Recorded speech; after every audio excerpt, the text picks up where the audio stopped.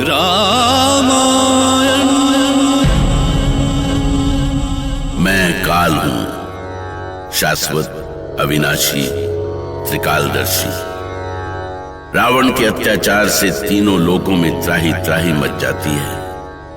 ऋषि महर्षियों और निर्दोष प्राणियों के संकट को लेकर देवताओं की चिंता बढ़ती जाती है। विष्णु महेश के साथ नारद, वरुण, इंद्र और वायु सभी देवता प्रजापति ब्रह्मा के पास आते हैं। रक्षा करे चतुरानन, रक्षा करे परमपिता। आंखें खोलिए ब्रह्मदेव, आंखें खोलिए। आप मौन क्यों हैं ब्रह्मदेव? क्या त्रिभुवन की कोई चिंता नहीं है आपको? क्या रावण के हाथों सृष्टि का अंत हो जाएगा? लंकापति रावण के अत्याचार से तीनों लोक संकट में हैं। देवता और ऋषि महर्षि त्राही त्राही कर रहे हैं। हाँ परमपिता, यदि समय रहते कोई निर्णय नहीं लिया गया तो इंद्रलोक पर तो रावण का अधिकार होगा ही। देवलोक का अस्तित्व भी संकट में पड़ जाएगा। लगता है कि परमपिता समाधि की स्थिति में है। हमें विनती करनी चाहिए। हे चतुरानन सृष्टि प्रणेता, हो प्रसन्न, हो प्रसन्न। हे ब्रह्मदेव, हे जगत पिता, हो प्रसन्न, हो प्रसन्न। विपदान पड़ी संकट में है सारा संसार। धर्म का नाश हुआ, अधर्म का हर ओर है राज।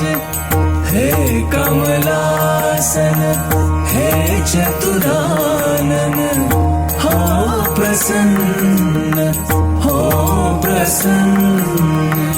हे ब्रह्मदेव, हे जगत पिता, हो प्रसन्न, हो प्रसन्न, हो प्रसन्न, हो प्रसन्न।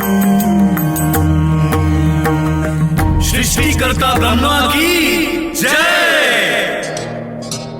श्री हरि महादेव, आप लोग यहाँ। त्रिभुवन संकट में है चतुरानन। यदि रक्षवंशियों को रोका नहीं गया तो तीनों लोकों में अधर्म का राज हो जाएगा ब्रह्मदेव। हाँ चतुरानन, ये घोर संकट की घड़ी है। ऐसे में आप ही कोई उपाय कर सकते हैं। हमें आपके आदेश की प्रतीक्षा है। शीघ्र निर्णय लें परमपिता। और उधर पृथ्वी पर अयोध्या नरेश महाराज दशरथ अपनी ही चिंता में घुले जा रहे थे। वो वृद्ध हो रहे थे और अयोध्या नगरी उत्तराधिकारी चाहती थी। सावधान! परम प्रतापी, सूर्यवंशी, रघुकुल नायक, राजाधिराज महाराज दशरथ दरबार में पधार रहे हैं। अयोध्या नरेश महाराज दशरथ की जय! अयोध्या नरेश महाराज दशरथ की जय! शांत शांत, आप सभी लोग शांत हो जाएं। हमने ये सभा अयोध्या वासियों की कुशलता जानने के लिए बुलाई थी, किंतु किन्हीं कारणों से हम आज की ये सभा नहीं कर पाएंगे। हमें क्षमा करें।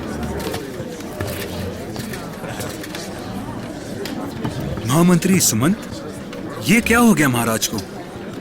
ऐसे सभा से उठकर क्यों चले गए? मुझे भी आश्चर्य हो रहा है। महाराज ने पहले ऐसा कभी नहीं किया। हाँ, महाराज कई दिनों से चिंतित भी लग रहे थे। उनको ऐसा चिंतित मैंने पहली बार देखा है। किंतु अचानक वो गए कहाँ? अवश्य गुरु वशिष्ठ के पास गए होंगे। सुमंत ने सही कहा। महाराज दशरथ गहन चिंता में डूबे हुए सीधे गुरु वशिष्ठ के पास पहुंचे। पर महाराज दशरथ क्या सोच रहे थे? क्या उन्हें उनके साथ ही रघुकुल का दीपक बुझ जाने का भय नहीं था?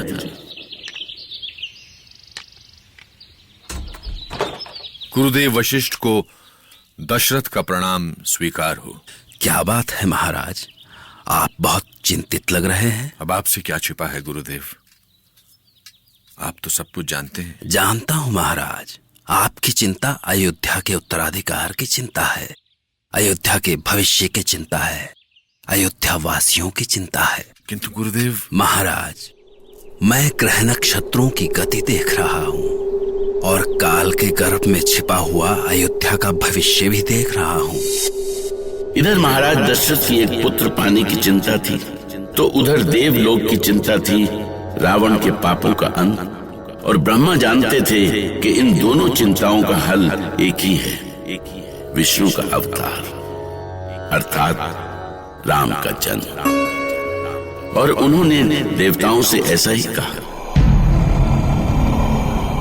रक्ष वंश के अंत की नींव पड़ चुकी है देवगण। राक्षसपति रावण के अपने ही पाप उसके वंश का अंत का कारण बन रहे हैं। ऐसे समय में आप सभी महर्षि कुशध्वज की पुत्री वेदवती और सूर्यवंशी अयोध्यापति अनरण्य के शापों के सफल होने में सहायक बने।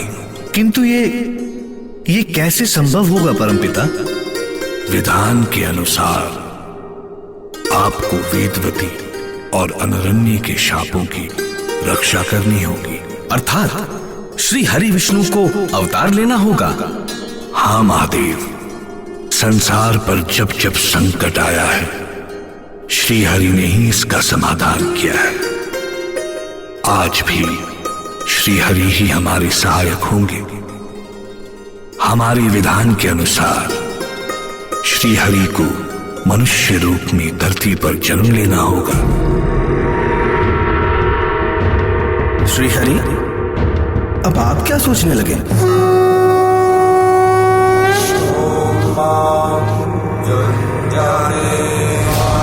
सोचना क्या है, विधि के विधान को कौन मिटा सकता है।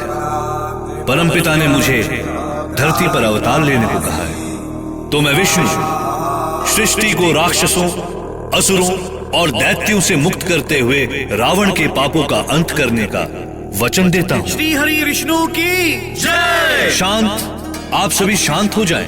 परंतु परमपिता, आपने तो ये बताया ही नहीं कि धरती पर हमारा पिता कौन होगा और कौन होगी हमारी माता। श्री हरि, इस प्रश्न का उत्तर तो आप ही के पास है। स्मरण कीजिए, अनरण्य ने रावण को क्या श्राप दिया था। मेरे ही कुल में पैदा हुआ एक रघुवंशी तेरे राक्षस वंश का सदा सदा के लिए नाश कर देगा। ऐसा ही होगा परमपिता। हम अनरण्य के वंशधर रघुवंशी अयोध्या नरेश के ज्येष्ठ पुत्र के रूप में अवतरित होने का वचन देते हैं और हमारी माता होंगी माता कौशल्या। शांताकारं भुजगशयनं पद्मनाभं सुरेशं विश्वधारं गगनसदृशं मेघवर्णं शुभांगम्। मुनि वशिष्ठ परम ज्ञानी थे। देवलोक में हो रहे निर्णय का उन्हें भी आभास हो चुका था। इसी विश्वास पर उन्होंने भविष्यवाणी की कि महाराज दशरथ अवश्य पुत्रवान होंगे।